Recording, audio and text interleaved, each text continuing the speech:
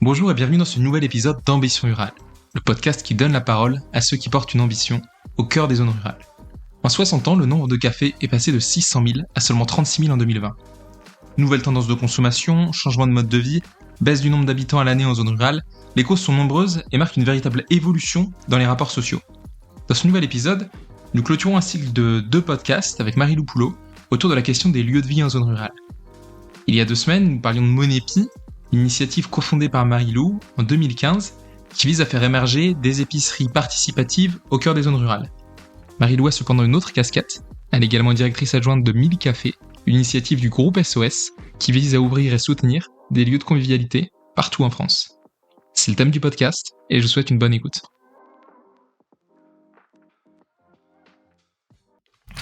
Bonjour Marie-Lou, merci d'avoir accepté ce temps d'échange ensemble.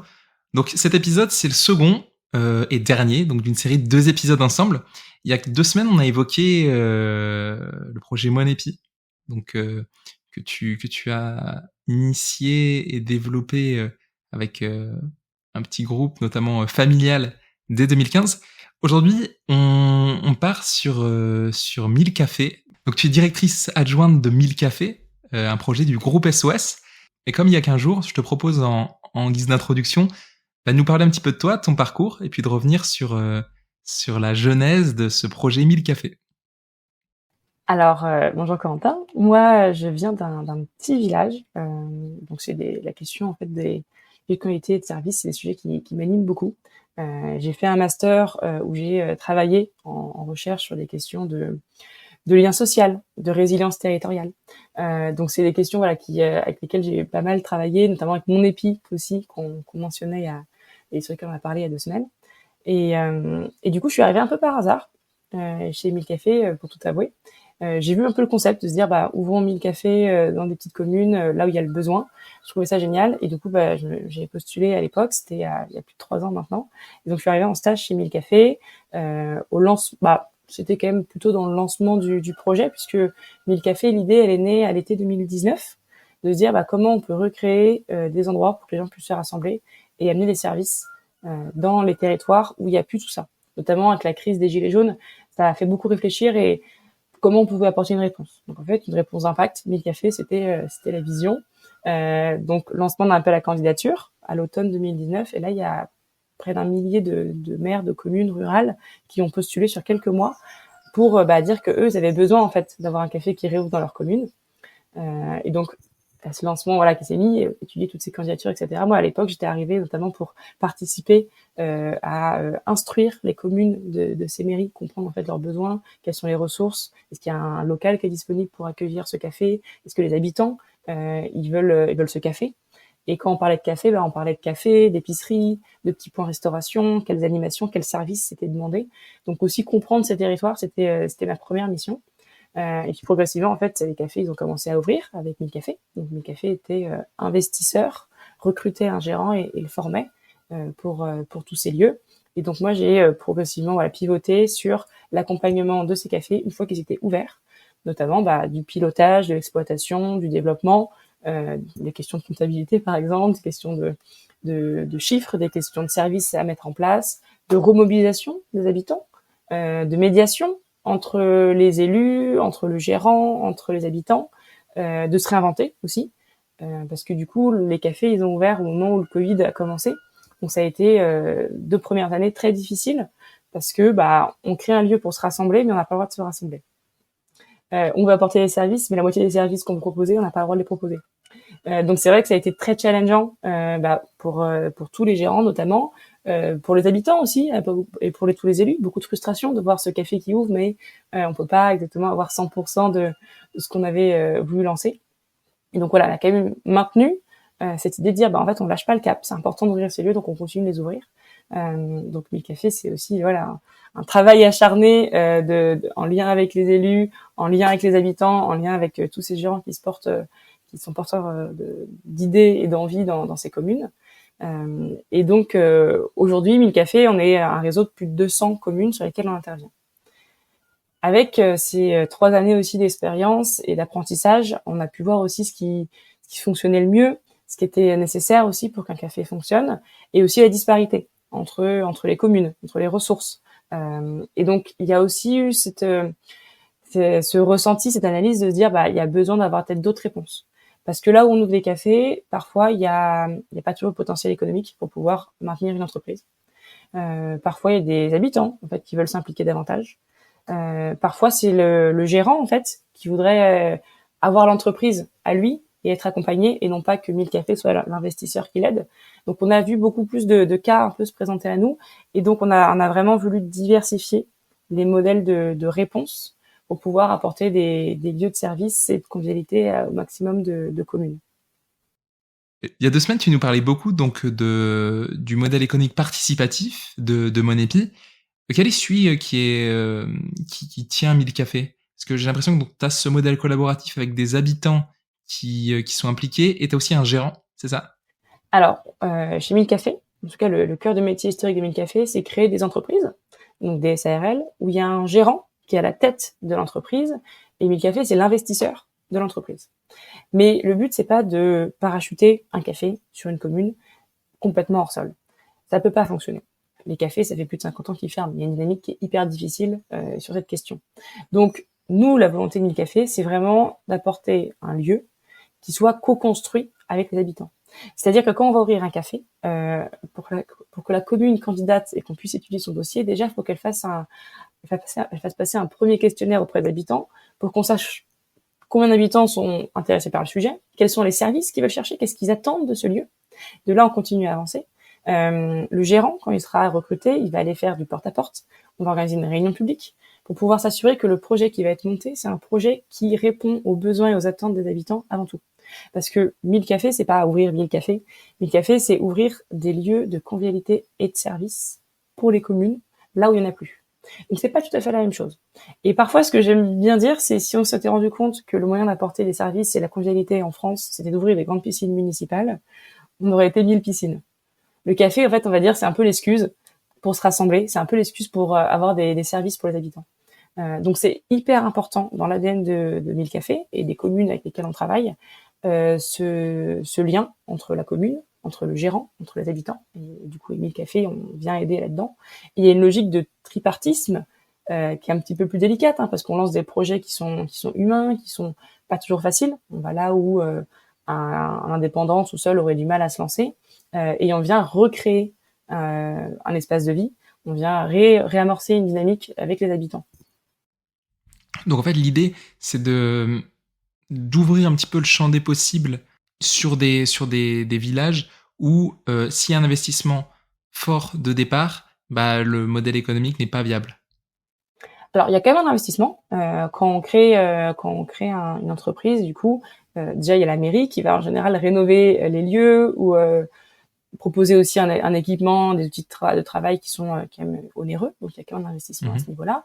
Nous, 1000 cafés, on vient aussi investir financièrement sur différents modèles d'entreprise, parce qu'il faut, c'est tout bête, mais il faut des tables, des chaises, une machine à café, une caisse enregistreuse, des éléments aussi en plus pour pouvoir faire vivre ce lieu. Donc il y a quand même un investissement financier qui a lieu parce qu'on crée des entreprises. Et ça, parfois, voilà, c'est quand même un point important. On crée une entreprise, on va accompagner un gérant, et par contre, on va faire en sorte que cette entreprise, elle réponde aux besoins des habitants, et donc qu'ils puissent aussi venir dire, moi, j'aimerais bien voir tel sujet, telle ouverture, tel type d'orientation, pour orienter le projet et avoir cette belle dynamique d'implantation, pour que l'entreprise, elle puisse perdurer. Donc là, on est vraiment dans une logique économique de trouver un équilibre économique pour une entreprise. Donc ça, c'est un des modèles qu'on pousse. Il y a des endroits aussi où soit les habitants ils veulent pas spécialement qu'il y ait peut-être un gérant, peut-être qu'ils voulaient vraiment porter leur café sur leur commune, donc 100% associatif. Parfois, on se rend compte aussi que d'un point de vue économique, on ne peut pas créer une entreprise avec ces investissements, avec des frais fixes qu'il faut couvrir tous les mois. Et donc là, ce serait compliqué de lancer une entreprise et potentiellement ce serait aussi beaucoup de déception. Donc dans ce cadre-là, nous on va plutôt essayer de voir comment on peut accompagner la commune à monter un projet où on peut recréer ce lieu de service et de convivialité, mais différemment. Donc ça peut être un modèle associatif, c'est un peu plus souple, avec peut-être des frais fixes qui sont un peu plus réduits, avec la possibilité pour plus d'habitants d'être bénévoles et de passer du temps dans ce lieu, pour que il soit ouvert et qu'il y ait aussi tous ces services qui fonctionnent. Et moi, je crois foncièrement au fait que les habitants, ils ont la capacité de réaliser des choses vraiment géniales. Et après, qu'il y ait un salarié, pas de salarié, ça peut être des différents sous-modèles, on va dire, au niveau de l'associatif. Et après, il y a encore d'autres configurations où il y a même pas de local parfois. Donc c'est compliqué de se réunir et de créer un lieu de service et de convivialité quand il n'y a pas de local. Parfois le projet il met du temps à sortir de terre, parfois juste la configuration de la commune fait que tous les lieux qui s'y prêtaient ne sont pas disponibles. Et du coup là on a lancé, c'est quand même un travail depuis 2 ans de réflexion notamment pour le collègue qui portait ce sujet, qui a enfin commencé depuis quelques mois, qui est une guinguette mobile. Donc c'est un petit café éphémère, pourrait-on dire, qui circule sur une communauté d'agglomération dans le Grand Est, autour de Saint-Dizier. Donc là, on a 8 communes parties prenantes qui sont engagées, et il y a des dates. Et à chaque soir, où il y a la guinguette qui ouvre, donc là, c'est nous qui animons la guinguette, il y a une asso de la commune, ou deux, même plusieurs, qui sont présentes aussi. Donc pareil, la guinguette, elle va pas venir s'implanter et ouvrir peut-être comme un food truck, elle va vraiment en amont réfléchir à la programmation. Il y aura peut-être le club de théâtre qui va venir, peut-être que ça va être le cours de danse qui vont faire une démonstration, ou alors il y aura une projection de cinéma de l'asso qui fait les projections de cinéma, pour vraiment qu'il y ait un lien entre habitants et ce petit point de guinguette un peu festif. Et du coup, on a vu des soirées de guinguette où il y avait plus de participants que d'habitants dans la commune, parce que c'est une toute petite commune. Et donc c'est assez génial de voir que on peut même recréer ces petits temps éphémères. Et ce qui est encore plus beau, et qui n'avait pas été spécialement anticipé, c'est l'effet derrière auprès des assos. Parce que du coup, les assos qui sont partie prenante se rendent compte que c'est possible de rassembler du monde, et se rendent compte que c'est possible de recréer cette belle dynamique qui fait sourire autant de personnes et qui rassemble autant. Et du coup, ça redonne l'idée de se dire, en fait, on peut le faire nous. Peut-être que l'année prochaine ou dans 2 ans, en fait, ce sera nous qui allons organiser la guinguette. Et donc, ça recrée même une dynamique au sein de ces communes, ce qui est du coup la première base de l'édifice pour pouvoir peut-être après avoir peut-être un petit café associatif par exemple, etc. Et donc reconstruire des choses qui malheureusement avaient été perdues. Donc il y a tout type de modèles qu'on tente d'innover, d'expérimenter pour trouver des réponses pour ces territoires. Je trouve que le nom 1000 cafés par rapport à cette dynamique-là est incroyablement bien trouvé. Moi, je viens d'un petit village de 400 habitants. Il y a toujours cette histoire qui revient dans les années 60, où il y avait un peu plus de monde, je pense qu'il devait y avoir 600 ou 700 personnes, il y avait une dizaine de cafés. Et en fait, ça dit beaucoup au sens où c'était une époque où, quand tu voulais te retrouver, t'avais pas tellement de lieux, ou du moins, peut-être la vie était était peut-être un petit peu moins individualiste, ou peut-être simplement qu'on n'avait pas forcément le lieu propice pour faire ça. Et donc, on se retrouvait dans ces lieux-là où, au-delà du café, au-delà du côté du côté boisson, tu trouvais vraiment ce lieu collaboratif-là. Et j'ai l'impression que c'est aussi ça qui est porté, enfin cet imaginaire-là qui est porté par l'intermédiaire de 1000 cafés. Alors c'est avant tout, oui, ce lieu où on peut se rassembler. On a vu des personnes qui étaient globalement voisins ou dans la même rue, qui sont rencontrés dans le café. Donc c'est quand même assez génial de voir un peu ces liens. Moi j'ai vu des histoires qui me touchaient assez énormément. Alors, des petites histoires toutes bêtes, mais cette petite personne qui vient prendre son pain tous les jours pendant l'été, grosse canicule, et il vient pas pendant un jour, il vient pendant 2 jours. En fait, la gérante s'est rendue compte qu'il venait pas, ce qui est pas normal. Du coup, elle a envoyé quelqu'un, elle est toquée chez lui. En fait, il se trouve qu'il était en train de pas être très très bien parce que grosse canicule, et personne se serait rendu compte qu'il allait pas bien sous la canicule, cette personne âgée, s'il y avait pas ce lieu qui était ouvert, où en fait on était habitué à le revoir passer, etc. Et donc la disparition de ces lieux, ça a quand même des impacts énormes sur les communes, pour se rassembler, pour se connaître, au-delà en effet de qu'est-ce qu'on y pratique dans ces lieux. Donc c'est vrai qu'il y a des questions de bar, de consommation d'alcool, donc c'est des sujets qui sont hyper importants. On est quand même un projet aussi qui est porté par le groupe SOS, donc c'est des thématiques qui sont chères au groupe. Nous, on cherche aussi à travailler la réduction des risques liés notamment aux enjeux d'alcool, avec des formations, avec aussi des consommations alternatives. Ça fait partie de ce qu'on cherche à développer. Mais aussi, on se rend compte, mine de rien, qu'en France, on aime bien manger, quoi. Et donc, c'est vrai qu'il y a quand même une partie restauration qui est toujours présente, qui rassemble beaucoup. Il y a une partie aussi culturelle, il y a une partie service. Nous, on développe vraiment ces axes de partenariat avec aussi bien des points presse, des points pour les colis, des points pour la poste, mais aussi des tournées culturelles. parce que être un gérant, c'est porter 1000 casquettes. C'est un gérant d'entreprise, c'est un cuisinier, c'est un épicier, c'est un barman, c'est un médiateur, et donc en plus, voilà, toute une programmation et un ancrage sur la commune qui est lourd. Donc nous, on cherche 1000 cafés aussi à aider toutes ces personnes qui portent ces projets, parce que c'est des personnes qui sont extrêmement engagées pour ouvrir ces lieux. Et donc, par exemple, voilà, des tournées, une tournée de théâtre. Donc, on a une troupe d'artistes à qui on va travailler, qui va venir voir quelques cafés dans la même zone.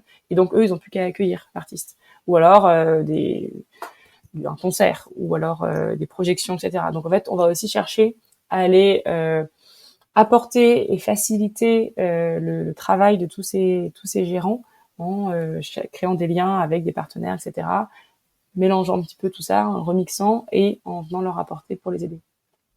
À la fois pour les personnes qui sont là de longue date et qui vieillissent dans la commune, c'est hyper précieux parce que justement, tu as cet effet rencontre et même ce petit côté habitude au niveau des personnes âgées où bah, tu es dans un environnement familier, où tu crées du lien. Et aussi pour les nouvelles personnes qui arrivent sur un village, ça donne, disons, le prétexte pour aller rencontrer une nouvelle personne. Et derrière, bah, tu prenais l'exemple de la guinguette tout à l'heure, mais ça permet aussi de mettre le pied à l'étrier pour des engagements qui, par effet de ricochet, vont se déclencher presque mécaniquement, j'ai envie de dire. Je pourrais même dire que c'est aussi une des raisons pour lesquelles des personnes vont venir s'installer, ou en tout cas vont rester dans une commune. C'est-à-dire que la commune, bon, il y a l'église en général, un peu partout dans tous les villages de France. Il y a le café, il y a l'école, pas toujours. Et en fait, ces critères, le café, l'école, notamment, c'est un peu les points qui font que, ah bah oui, là, je me sens de me projeter, de m'installer. Une commune où il n'y a plus aucun service, bah, elle perd aussi en attractivité. Et il y a quand même une logique de dire, bah, comment on peut rendre ces territoires plus attractifs, plus permettre aussi à plus de s'y installer, d'y rester. Il y a énormément de travail du côté des élus, des maires. C'est absolument phénoménal de voir comment ils se démènent avec aussi très peu de moyens. Quand on est élu d'une petite commune rurale, on a peu de moyens, mais ils se démènent, ils ont énormément d'innovation, beaucoup d'idées, ils emmènent beaucoup de monde avec eux. Mais du coup, voilà, c'est vrai que ces lieux d'attractivité, ces lieux où on peut se rassembler, ces lieux de service, ils sont essentiels pour pouvoir garder du monde dans sa commune et du coup garder l'école, par exemple. Donc, quand on travaille aussi dans ces thématiques, on est beaucoup en lien avec les élus. Donc, on comprend aussi en fait toutes les difficultés de leur quotidien, la multitude de tâches qu'ils ont. Et donc, c'est vrai que le projet de café sur le village, c'est quand même un projet qui va être central pour beaucoup parce que derrière, il y a beaucoup de choses qui vont en découler pour maintenir la commune, pour l'attractivité de la commune. Parce que c'est vrai que l'apport finalement du groupe SOS via 1000 cafés, c'est un peu d'ouvrir le champ des possibles, se dire bah en fait on va essayer de trouver ensemble le modèle le plus pertinent pour revitaliser votre territoire et apporter aussi une petite brique innovation qui me semble assez forte dans le cas de 1000 cafés. Et en fait, il y a vraiment une logique d'intérêt général. Et Ouais. recréer ces lieux, c'est répondre à une question d'intérêt général. Du coup, tu as toute une logique d'innovation que nous, 1000 cafés, on porte.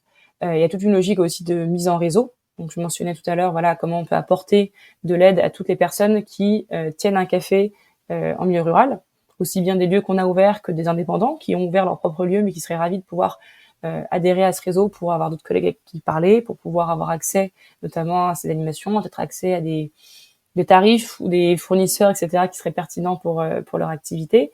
Et aussi tout un champ de se dire comment on peut former, aider d'autres personnes à vouloir se positionner sur ces métiers, qui sont des métiers qui sont complexes, qui impliquent de maîtriser beaucoup de casquettes. Et donc, comment on peut aussi accompagner ces processus de formation, de reconversion, de montée en compétences. Et donc, on a vraiment ces trois morceaux-là aussi, d'accompagnement sur le terrain en créant l'innovation, de formation et de mise en réseau, parce qu'en fait, il y a énormément de cafés qui sont toujours ouverts, et comment on peut les aider. C'est aussi une réponse qu'on peut pas juste mettre de côté. Donc c'est vrai que voilà, il y a énormément de sujets auxquels on fait face, et on tente vraiment de venir apporter le maximum de réponses. En juin dernier, j'ai vu que vous aviez fait votre premier rapport d'activité. Est-ce qu'il y a des éléments qui t'ont étonné ou tu t'es dit waouh, c'était pas du tout prévu au départ, mais voilà, je constate que ça s'est passé. Je pense qu'il y a beaucoup de choses qui n'ont pas été prévues et anticipées, parce que là, c'est des projets d'innovation, c'est des créations d'entreprises dans un contexte qui est quand même extrêmement imprévisible, qui était du coup le contexte Covid, etc.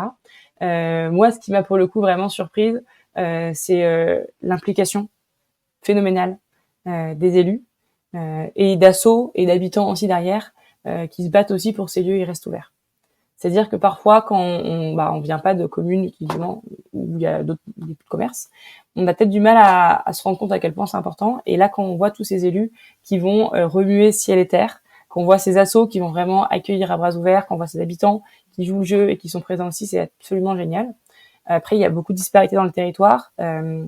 Et ce qui est assez chouette, c'est de pouvoir se dire qu'on a aujourd'hui la chance, là, au niveau du café, et aussi via le groupe SOS, de pouvoir avoir la capacité à innover, à pouvoir construire, co-construire, apprendre et recommencer pour trouver les bonnes des solutions en tout cas qui pourraient fonctionner.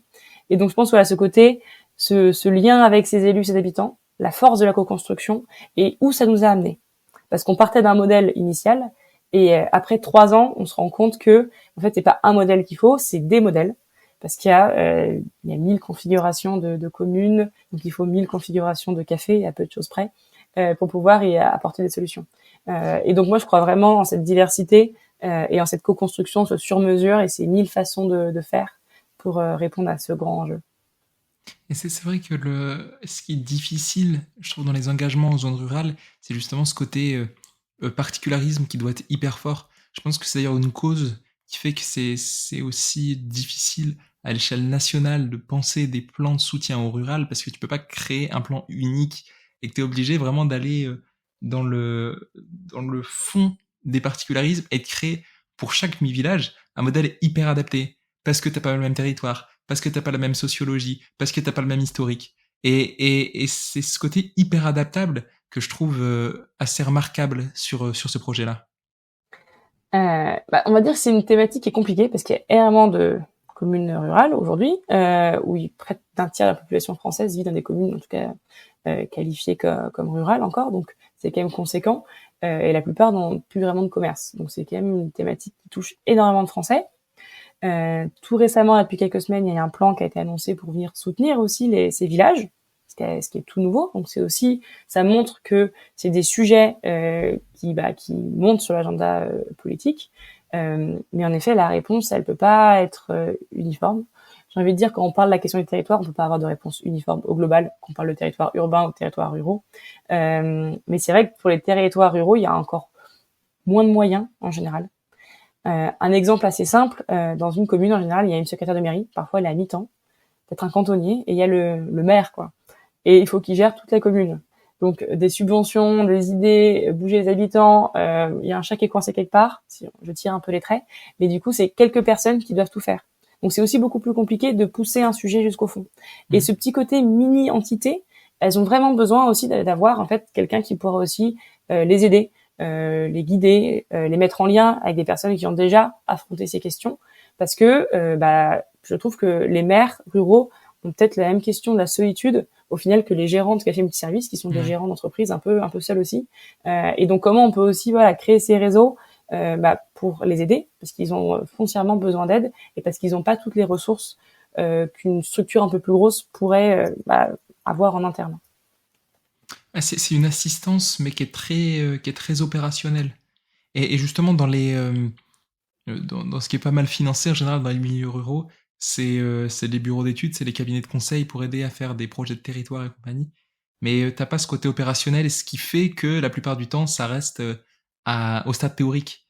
Et là, dans cet accompagnement-là, c'est trop chouette parce que je pense pas à 100% du temps, mais globalement, t'arrives à un projet qui est hyper palpable et en plus qui touche justement à cette idée de café sur lequel en France on a une représentation très forte. Il y a un aspect culturel très fort qui revit au cœur d'un village. Donc c'est aussi un lien avec l'historique de manière hyper opérationnelle. Le but c'est de rendre un projet en fait qui soit plus concret. Parce que s'il est concret, c'est plus facile de se projeter dedans, de s'impliquer et du coup d'avoir le maximum de parties prenantes engagées. Je dirais que dans ce qui est beaucoup financé, il y a pas mal de financement dans ce qui est structurel, de la rénovation, de l'équipement, etc. Aujourd'hui, il y a beaucoup plus d'aide pour ce genre de choses, et c'est très bien. Par contre, il y a peut-être moins d'aide en général pour faire en sorte que ce qui est financé à l'origine reste ouvert aussi. Parce que quand on ouvre un café, que ce soit un café, du coup, une entreprise, ou que ce soit un modèle associatif, en fait, après, il faut le maintenir ouvert, il faut maintenir une dynamique, il faut maintenir peut-être du conseil, de l'aide, un regard extérieur. Et donc, en général, cette partie-là, c'est vrai qu'il y a moins d'aide. Et pourtant, c'est ce qui est central, parce que c'est que le début de l'aventure quand on a réussi à ouvrir son café. Malheureusement, c'est un long process ensuite de garder les habitants, de garder le lieu ouvert, de trouver des idées pour que le lieu soit attractif. Et donc, c'est important en fait, en effet, de pouvoir avoir peut-être des ressources sur cette partie-là, surtout quand on est sur des lieux où il n'y a pas autant d'équilibre économique. C'est-à-dire que on est quand même toujours un petit peu à la frange de ces lieux où un grand hypermarché il fonctionne bien parce que il y a beaucoup de personnes qui vont fréquenter. Un petit café, il est tout petit, donc il faut qu'il fasse beaucoup d'activités différentes pour essayer de trouver aussi son équilibre à son niveau. Donc c'est vrai que c'est des lieux qui sont beaucoup plus fragiles et potentiellement ont peut-être moins d'aide une fois qu'ils sont ouverts. Ouais. Et du coup, t'as le rôle du maire qui est là à terme pour faire en sorte de garder un dynamisme dans la commune et donc un nombre d'habitants conséquent, du moins qui correspond à la taille de la commune, et puis un gérant qui est là pour faire en sorte que le lieu soit le plus adapté possible à cette population. Est-ce que t'as un peu un profil type de gérant? Est-ce que c'est des personnes de la commune qui n'avaient rien à voir avec ça, qui prennent ça un petit peu disons, en seconde carrière? Ou est-ce qu'au contraire, c'est des personnes un peu plus professionnelles de la restauration qui se disent ok, je vais me lancer là-dedans?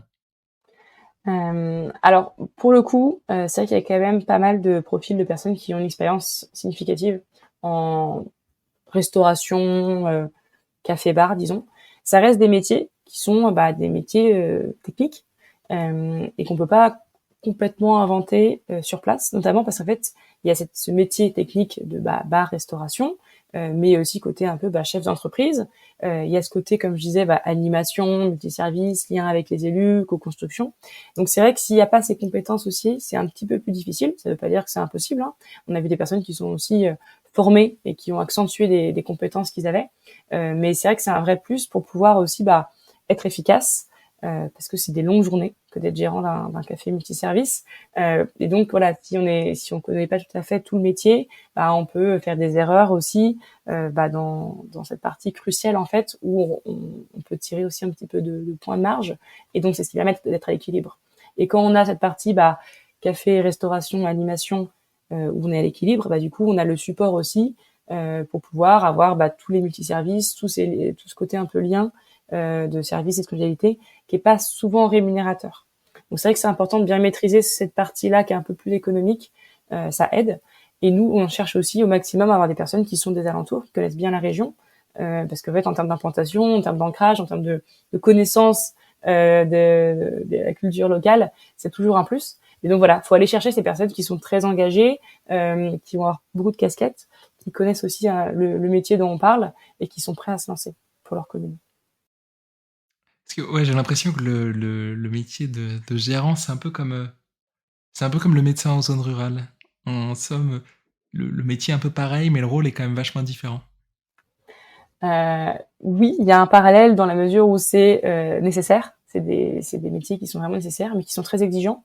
Et aujourd'hui, c'est vrai que globalement, dans le secteur de hôtellerie, café, restauration, il manque beaucoup de personnes. Donc, d'autant plus dans les milieux ruraux où c'est plus difficile. Par contre, les personnes qu'on voit dans ces communes, c'est aussi des personnes qui sont extrêmement engagées. Et je pense que c'est aussi un parallèle qu'on trouve avec les médecins en zone rurale, qui sont des personnes qui sont extrêmement engagées et qui comptent pas leurs heures. Mais donc, ça pose aussi question de comment on peut valoriser davantage ces métiers qui sont hyper importants aussi pour équilibrer les territoires et avoir des communes attrayantes.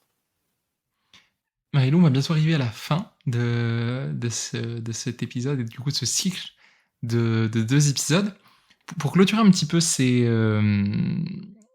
moments, j'aimerais bien te demander quelles sont les lectures et quelles sont les œuvres qui t'ont un petit peu marqué. Parce que j'ai le sentiment que ce soit sur Monépi et Mille Cafés aujourd'hui, il y a des ponts communs dans la philosophie que tu portes. Et je serais curieux de savoir un petit peu les œuvres qui t'ont influencé.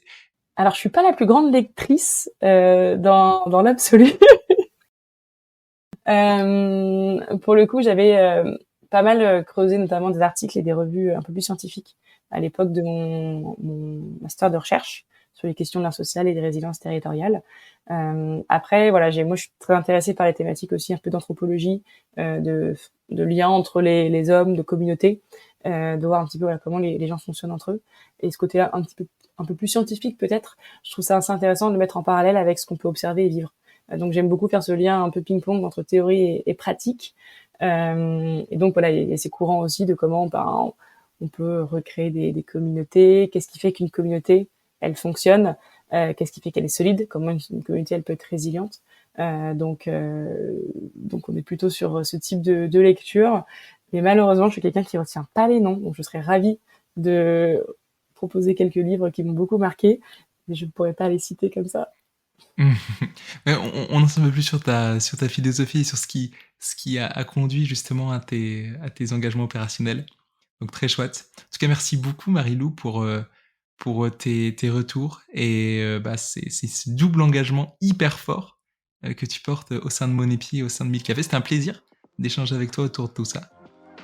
Merci beaucoup Corentin, c'était vraiment très intéressant et très plaisant de pouvoir discuter avec toi. À bientôt Marie-Lou, merci beaucoup. Au revoir.